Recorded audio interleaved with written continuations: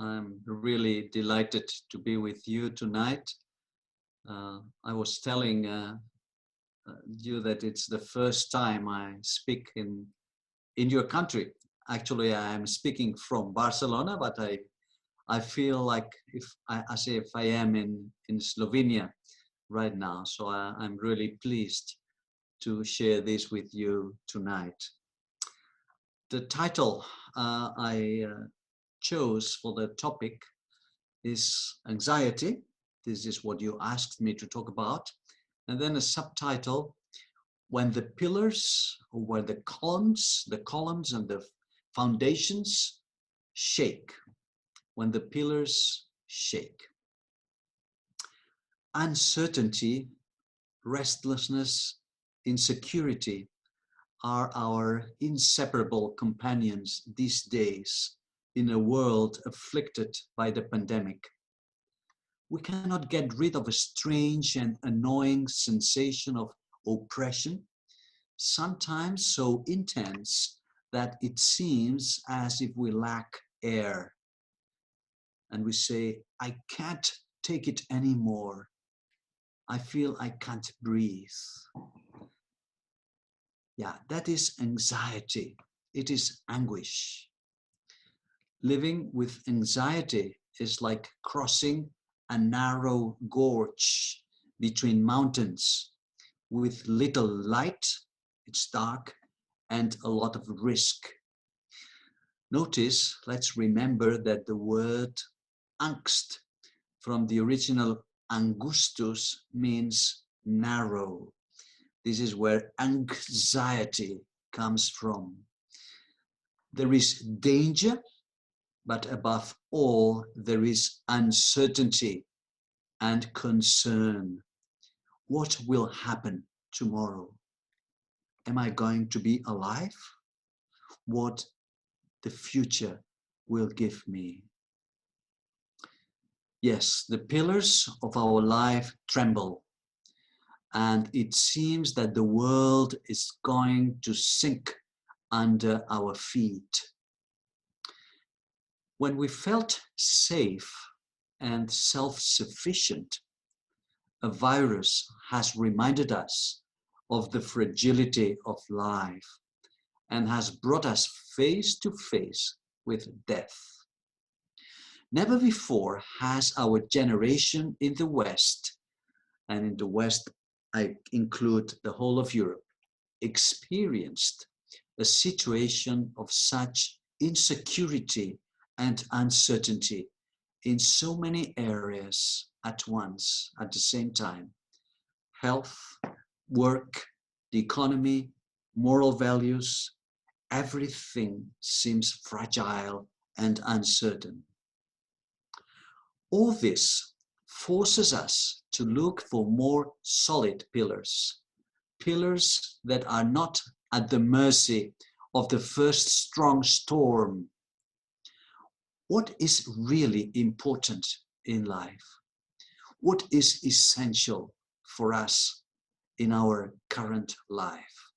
How can we relieve this anxiety that won't leave me alone? Now, the first question we have to tackle to answer tonight is, where does anxiety come from? Anxiety is a multi-dimensional problem in which social, psychological, biological, and also spiritual factors are mixed. We cannot exclude, we cannot disregard any of them in such a way that the sociologist, the psychotherapist or the psychiatrist, and also, as it was said in the introduction, the Bible, the spiritual dimension, can help us relieve anxiety. Their therapeutic contributions are welcome. However, none of the human sciences can get to the bottom of the problem, to the root where anxiety springs from. A better society a more balanced mind, a healthier brain biochemistry cannot completely end with the problem of human anxiety. There seems to be something beyond, something else. The absence of vital meaning is the problem that causes anxiety. And here we come to understand the why, the origin of anxiety.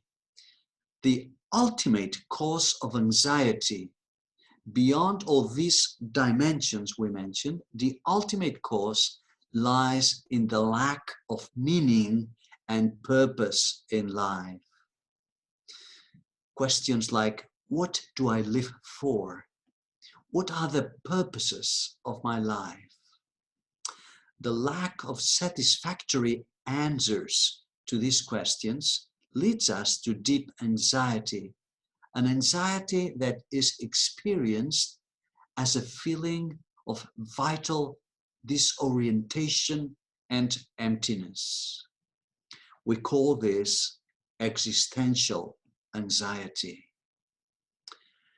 It was no coincidence, it was not by chance that one of the most read books in the second half of the 20th century was Man in Search for Meaning by the psychiatrist Viktor Frankl, a survivor of the Nazi concentration camps.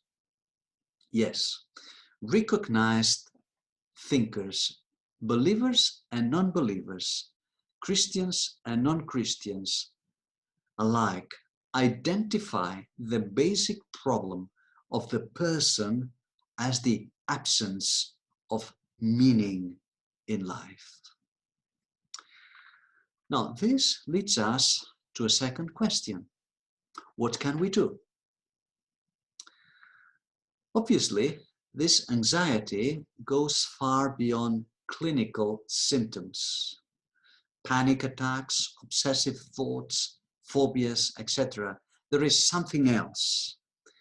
And this sort of anxiety, this existential anxiety, cannot be explained in terms of a medical, psychological, biographical, or social problem alone. This anxiety is a void that nothing seems to fill, a void, an emptiness described by the author of the book of Ecclesiastes, probably the first book on existential meaning in the world. Ecclesiastes, the book of Ecclesiastes in the Bible, describes this anxiety as vanity of vanities. Everything is vanity or emptiness of emptiness. Sartre, Jean-Paul Sartre, the French philosopher, went even further and referred to this inner discomfort as nausea. Nausea. Something is missing and something is wrong. How to deal with this deep concern that is not relieved with medicines, anxiolytics, or psychotherapy, or social changes, social reforms? According to the existential psychotherapists, I'm one of them, the solution lies in finding meaningful and enriching relationships. So here we start to see part of the answer. Finding meaningful and enriching relationships. The therapeutic key, according to these therapists, is found in a genuine relationship with your neighbor, a relationship where there is mutual love. This is the main instrument of healing. Love heals, and that comes to relieve anxiety, this vital, this void that we have in our soul. Now, this view coincides in part with the biblical diagnosis. God created us, created human beings in great need of relationships. It is not good that the man should be alone. I will make him a helper fit for him. These are the words we read in the book of Genesis when God created man. It's not good for man to be alone. Now, as created in the image and likeness of God, we have the stamp of God. We are born with a deep desire for contact with a you. The recent lockdown during the pandemic has shown how important relationships are. Isolation withers us like a plant or a tree without water. We wither, we dry. The reality, however, shows us that many people who have satisfactory social relationships with mutual, genuine love, do not have peace. They lack that inner harmony that we call shalom. The Bible calls this harmony shalom. Relationship with our neighbor, however good it may be, does not completely fill that void. The restlessness persists. There is still something difficult to describe that is missing. Something mysterious is missing. A prominent contemporary agnostic thinker, George Steiner, refers to this void as a nostalgia for the absolute. That's an interesting concept coming from an agnostic thinker. Steiner referred to a nostalgia, homesickness for the absolute. We feel homesick for something.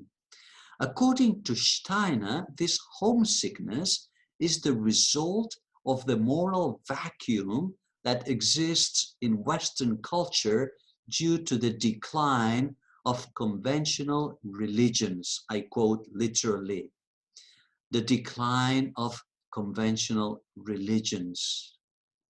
Steiner certainly points in the right direction. But let's go a step further.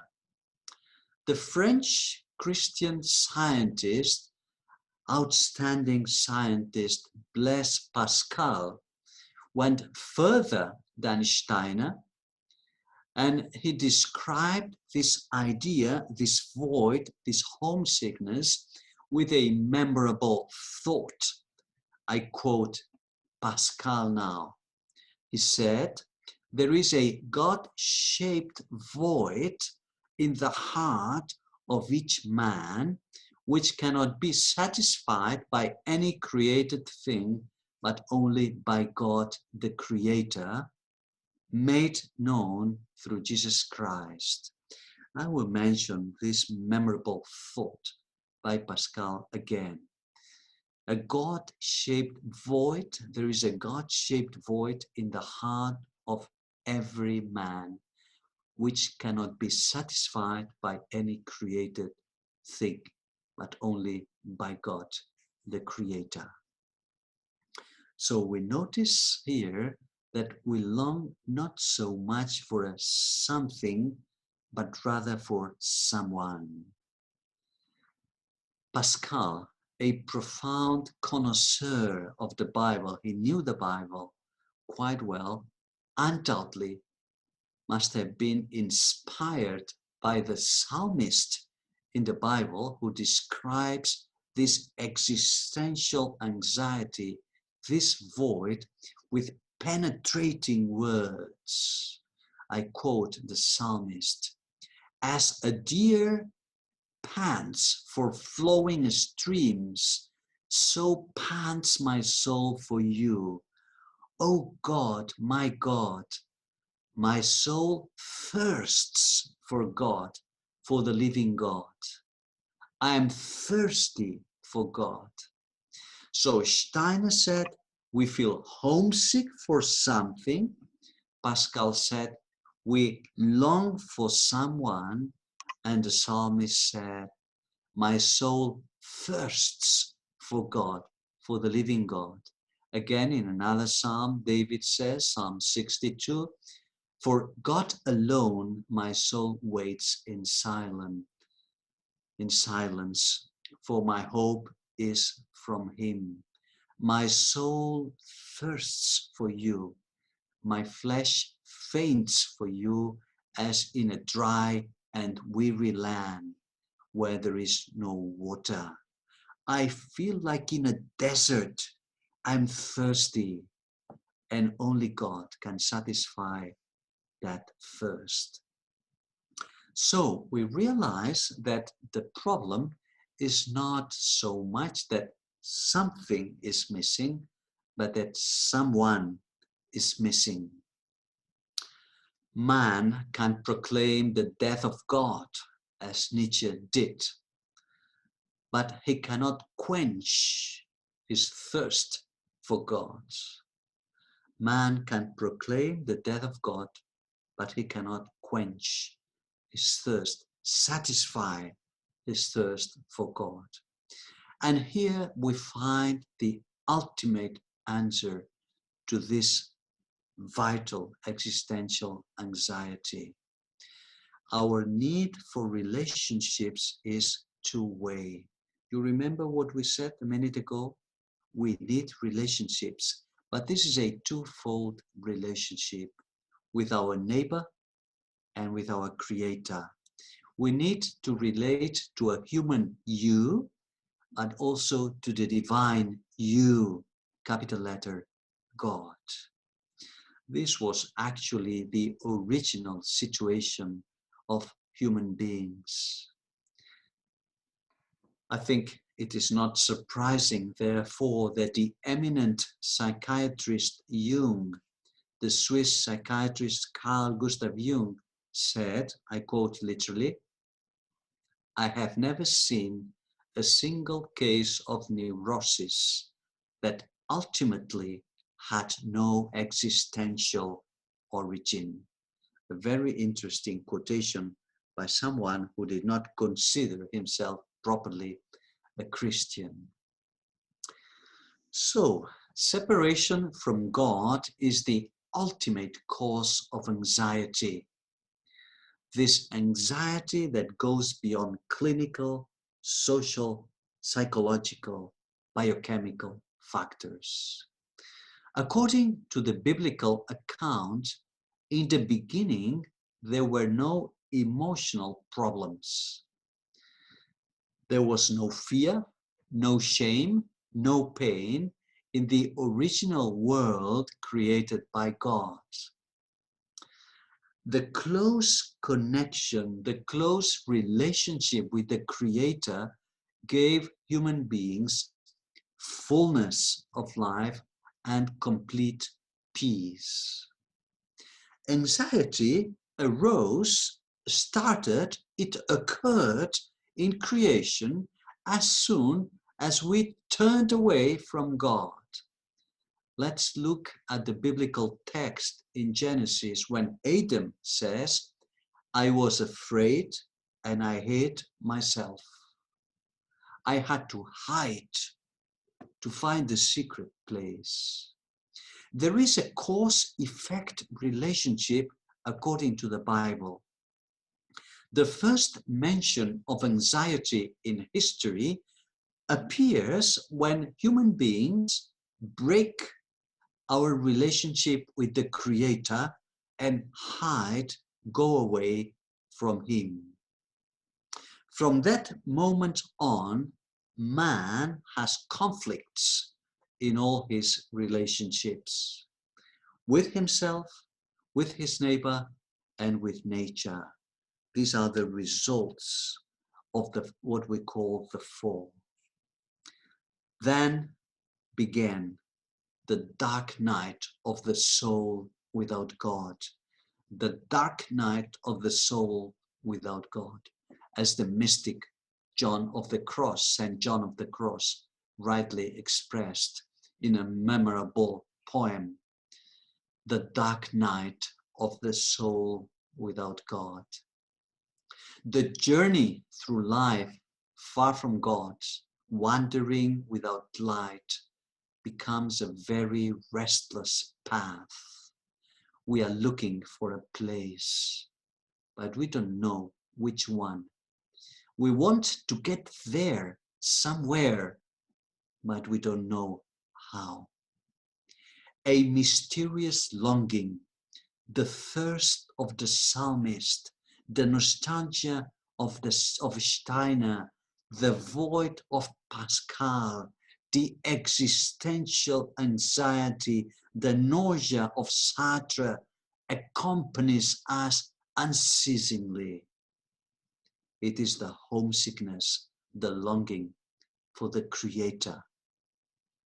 Far from God, in the distant, remote province of the prodigal son, in our voluntary exile, the only alternative, like the son of the parable told by Jesus, the only alternative is to come to himself, to God, and return home to the Father's house. Human relationships are very important, are a key instrument in relieving anxiety, but the relationship with our Father, our God, is the ultimate answer, because we also need relationship with Him. We are coming to our last point. We are coming to the end.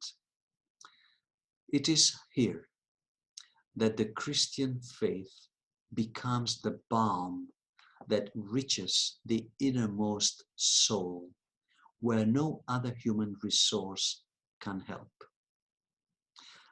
There are human resources that relieve anxiety, and as a professional psychiatrist, I acknowledge the place and the value for certain anxiolytic drugs, the place and the value of psychotherapy, but only that source of answer can satisfy existential anxiety.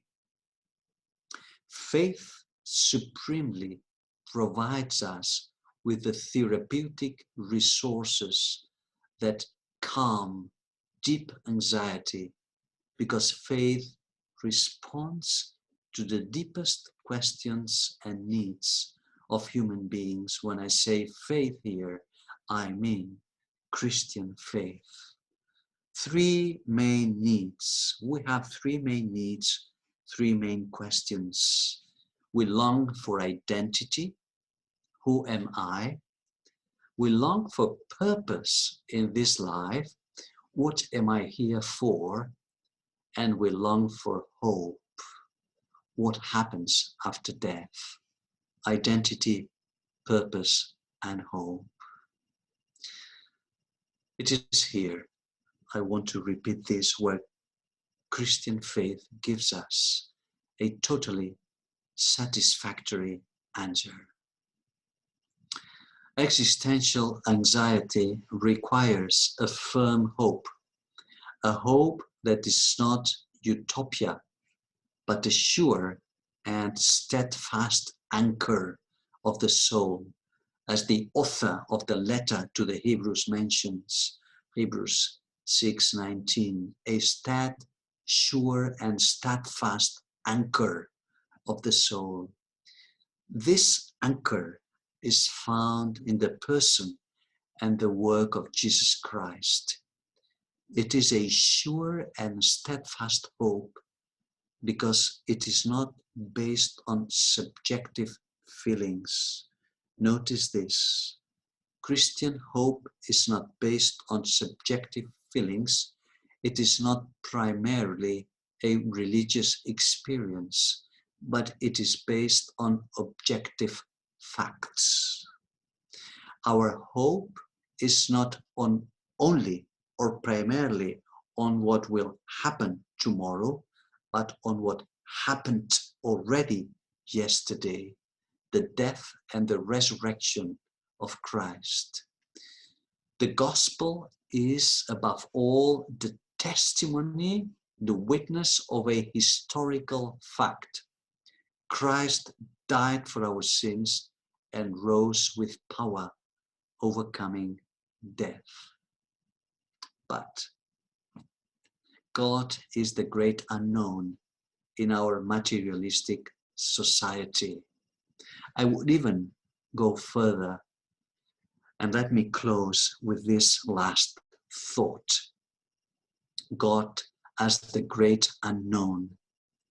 One of the features of post-modernity, our postmodern society, is the ignorance of God. Ignorance in the double sense of the word. Not knowing and not wanting to know. Ignorance means not knowing, but ignorance also means not wanting, refusing to know. Many people today reject God without knowing the least thing about Him.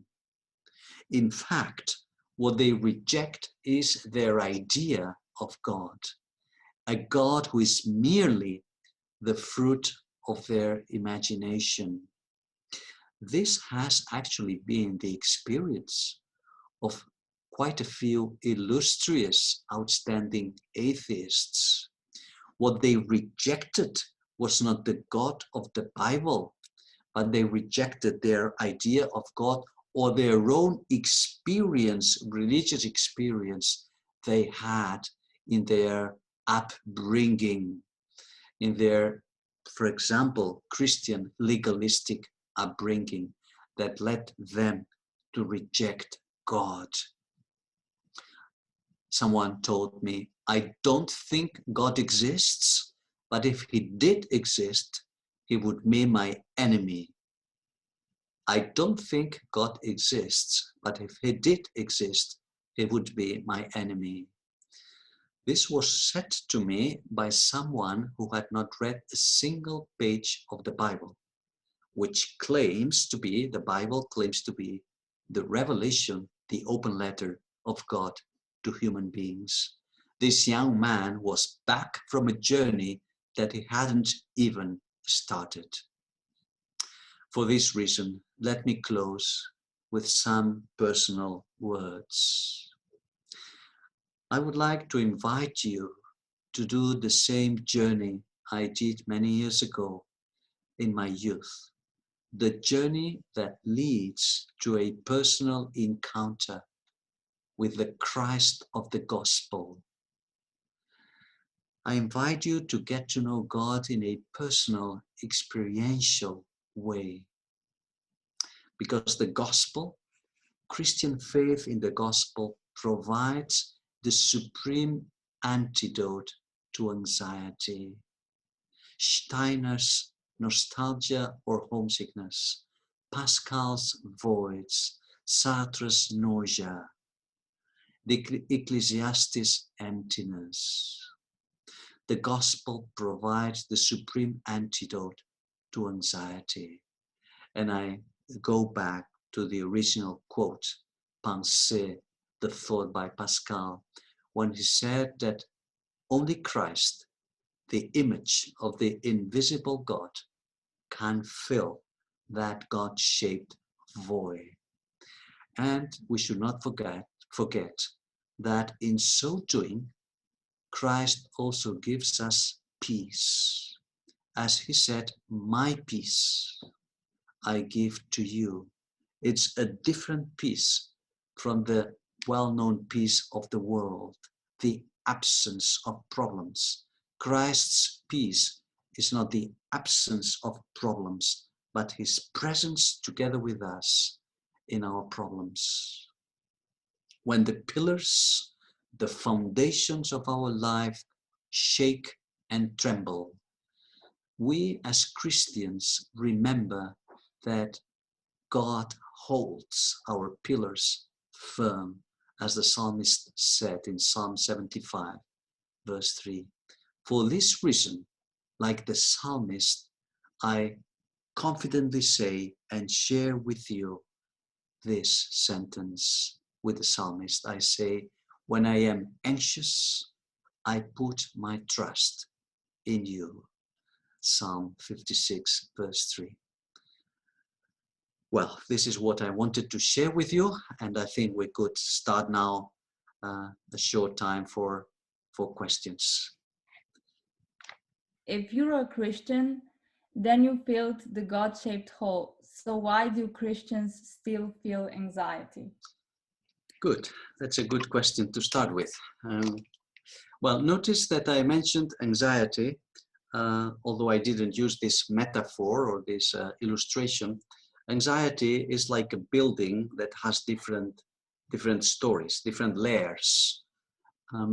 The ultimate layer, the foundation of the building is existential anxiety. So Christians don't have or should not have existential anxiety.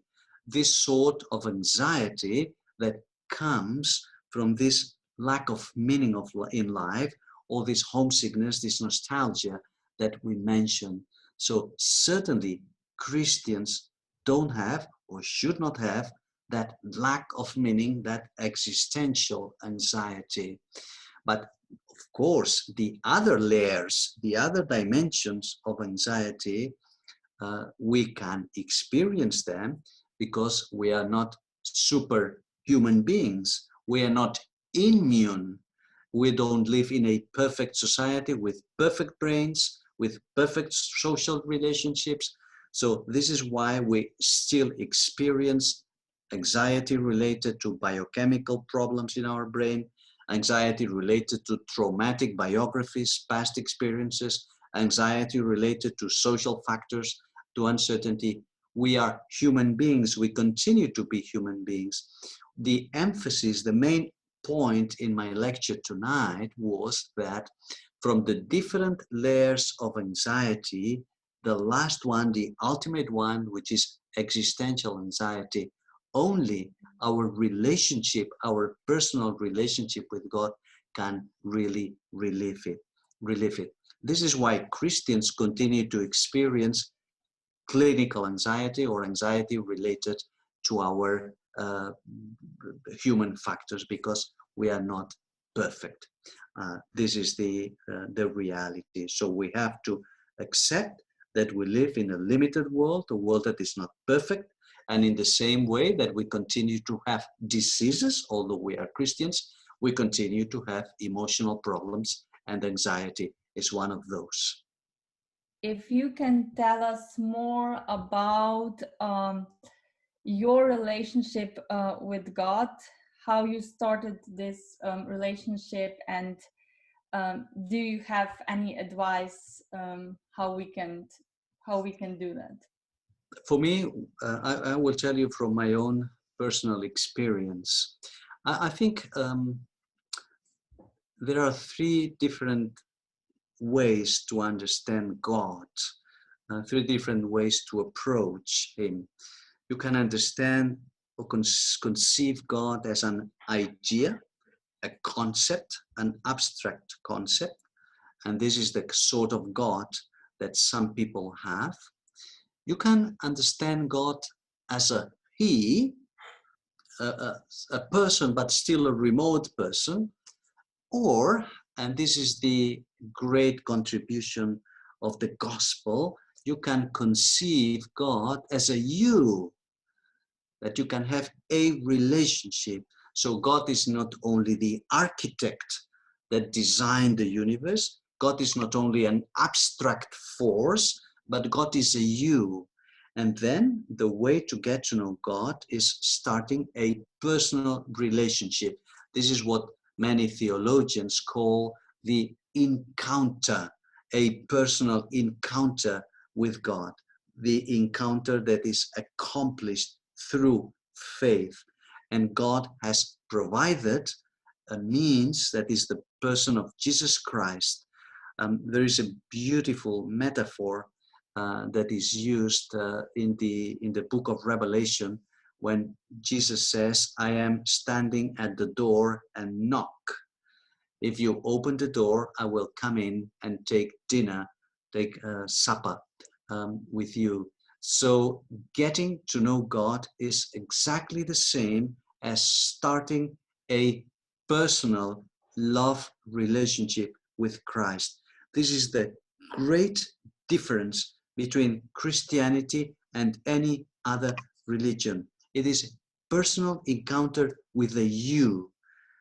We could say many more things, but I would say that this is the great difference. I can call God through Christ you. And this is a unique feature of Christianity. In all other religions, God is a he or God is an it, either an idea, an abstract concept, or a remote he. But the only religion where Christianity is a you, where God is a you, is Christianity. And this is the way how I would start the relationship with God, through Christ in a personal relationship. All your ideas based on deep Christianity faith. So what about other religions? How can they be less anxious, or is everything based on Christianity? I think that what I said in the first two questions help. Of course, all religions have a positive dimension in the sense that they can help relieving anxiety in the more superficial layers. For example, clinical anxiety is certainly relieved by some Eastern religion meditation. There's no doubt about it. But the foundation, the ultimate bottom of the problem that we mentioned, my firm conviction is that only Christianity can reach that point. This is not to despise or to minimize the value of other religions to relieve the other layers of anxiety, but the true meaning of life and the answer to the three questions we mentioned about identity, about purpose, and about hope. I think that only Christianity gives full satisfactory answer to this. But besides this, I think there is a very important point, which is the following. Christianity is the only religion where God is at the same time the transcendent, all-powerful, mighty God. This also religious, other religions also have it, but at the same time a personal father, an intimate you, the father, the Abba, the little dad, the nearby dad that Paul mentions. There isn't any other religion in the world where you find this combination of God as the all-powerful and God as a nearby you. Not even in Judaism. In the Old Testament, you find God, but as a father, but as a father of a people, a community. God as a father of an individual is only in the New Testament through the gospel, because it is possible only through Christ. And I think this makes a very important difference between Christianity and the other religions.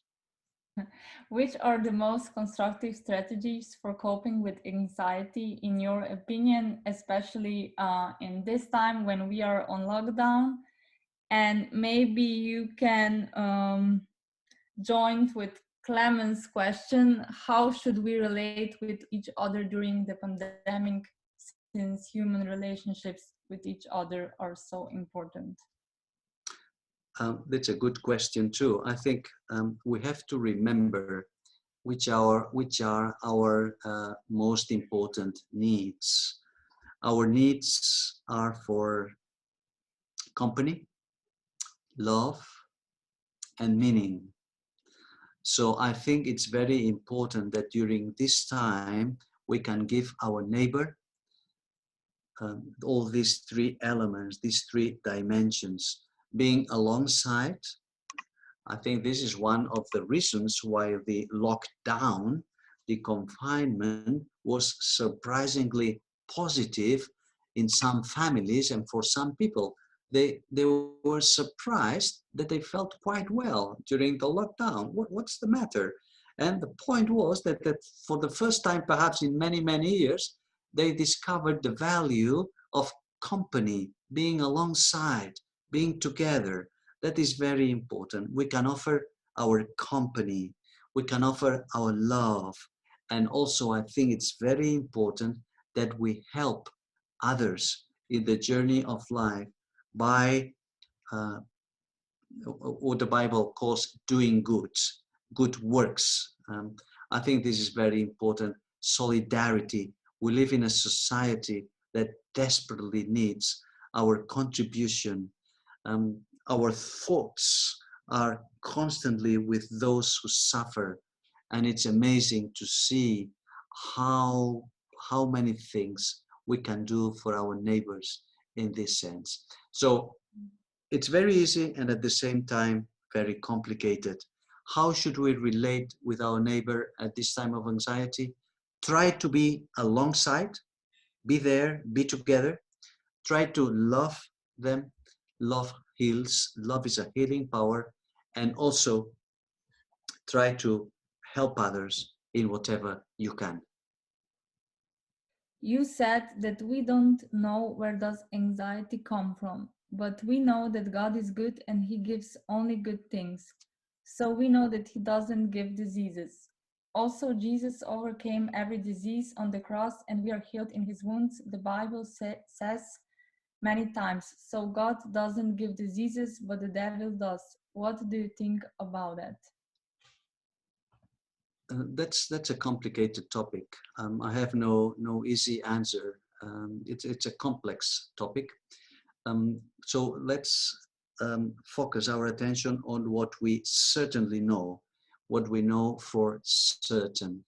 What we know for certain is that God does not tempt anyone. This is what James says. God is not the one who tempts people or causes suffering. God does not take the initiative to cause suffering. Suffering comes from the evil one. Suffering is a result of the fall. Now, what is true is that God can turn our suffering, our negative situations, every disease or whatever it is, God can turn it into good. Let's remember the case of Joseph in the Old Testament. Joseph told his brothers, "You intended to harm me, but God meant it for well." God meant it for well. So God can take our all negative experiences, whether it is a disease, suffering, anxiety, whatever it is, and work it for good, turn it for good. I like to use this illustration that there is no garbage material for God. God is the specialist in recycling our garbage, the garbage of our life, and turn it into good. Now, it is true that when we are going through the very time of suffering, it's very difficult to see in what way this can contribute to our good. But many times we look back in these dark periods in life and we discover that God could use them for good.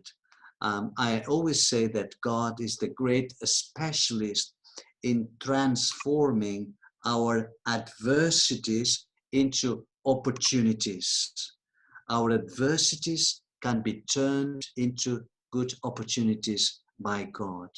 More than that, I cannot say, because I am not in the mysteries of God, I am not in the mind of God. I acknowledge with humility that there is a lot of suffering in the world that we do not understand. I do not want to be triumphalistic and say that if you are a Christian, you will have no problems. No, that's not true. We live in a world which is a complicated world.